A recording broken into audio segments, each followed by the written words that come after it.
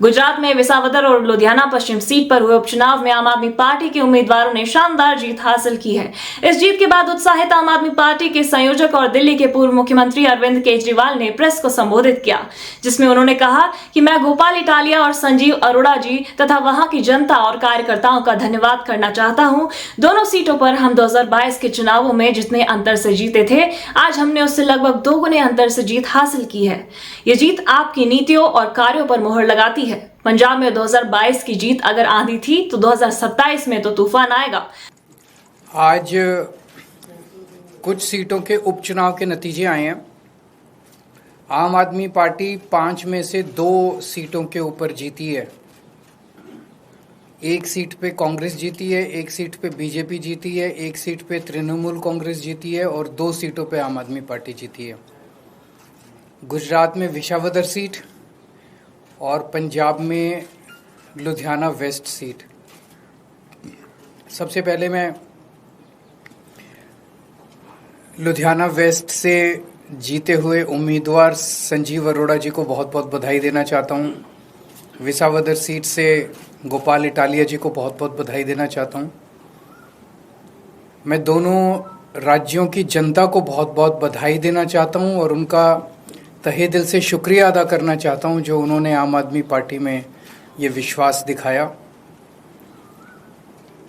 एक बड़ा interesting data है कि 2022 में फरवरी में पंजाब में चुनाव हुए थे और दिसंबर में गुजरात में चुनाव हुए थे। 2022 में फरवरी में जो चुनाव हुए थे उसमें विसावदर सीट हम लोग जीते थे। उसके बाद हमारे जो एमएलए थे वो बीजेपी में चले गए, जिसकी वजह से ये उपचुनाव हुआ। उस वक्त विसावदर की सीट पे गुजरात की और पंजाब की लोकसभा वेस्ट की सीट पे जितने मार्जिन से हम लोग ये दोनों सीटें जीते थे 2022 में, आज उससे डबल मार्जिन से, लगभग डबल मार्जिन से ये दोनों सीटें हम लोग जीते हैं। ये एक बहुत बड़ा संकेत इस बात का है कि पंजाब में हमारी सरकार है। इसका मतलब पंजाब के अंदर लोग हमारी सरकार के काम से बहुत खुश हैं। पंजाब में उस टाइम 117 में से 92 सीट आई थी। कहा गया था कि एक आंधी थी आम आदमी पार्टी की। उस आंधी में जितने वोट से हम जीते थे, आज उससे डबल मार्जिन से जीते हैं। कई लोग ये कह रहे हैं कि ये सेमीफाइनल है 2027 का, तो हम सोच सकते हैं कि अगर ये सेमीफाइनल है 2027 का और 2022 आंधी थी, तो 2027 तो तूफान आने वाला है। हम सोच सकते हैं कि जनता आम आदमी पार्टी के काम से कितनी खुश है। और लुधियाना वेस्ट के इस चुनाव ने एक तरह से जनता के मूड को दर्शाया है। एक तरह से पंजाब की जनता ने मोहर लगाई है आम आदमी पार्टी के कामों पे।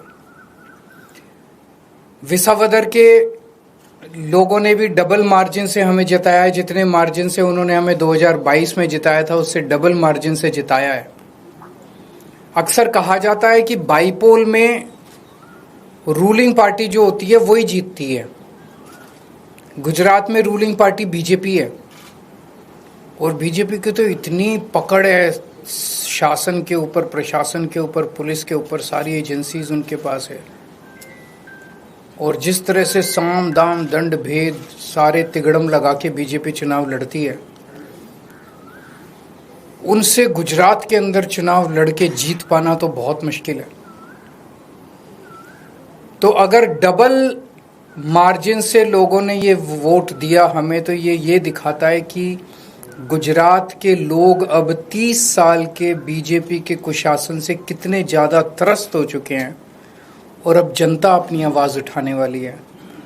जनता ने अपनी आवाज़ उठानी शुरू कर दी है और ये दिखाता है कि आम आदमी पार्टी की पॉलिसीज़ के ऊपर और आम आदमी पार्टी ने जो पंजाब और दिल्ली में काम किया उसके ऊपर गुजरात की जनता ने भरोसा दिखाया है।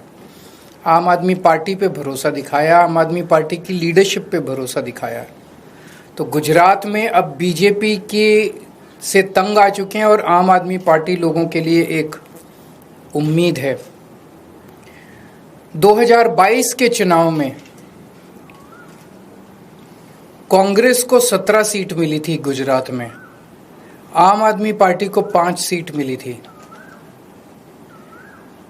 पिछले 3 साल में कांग्रेस के 5 एमएलए छोड़ के चले गए बीजेपी में, आम आदमी पार्टी का 5 में से 1 एमएलए छोड़ के गया बीजेपी में। इन 5 सीटों पे जो कांग्रेस के छोड़ के गए थे, पिछले साल चुनाव हुए थे, 5 की 5 सीट कांग्रेस हार गई और बीजेपी के पास चली गई। एक सीट पे जो बीजेपी ने हमारा एमएलए चोरी किया था, आज बीजेपी से हम वो सीट वापस छीन के ले आए हैं।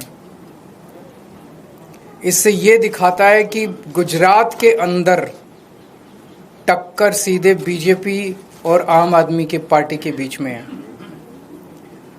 अभी भी 2 सीटों पे चुनाव हुए, 1 सीट बीजेपी जीती है, 1 सीट आम आदमी पार्टी जीती है।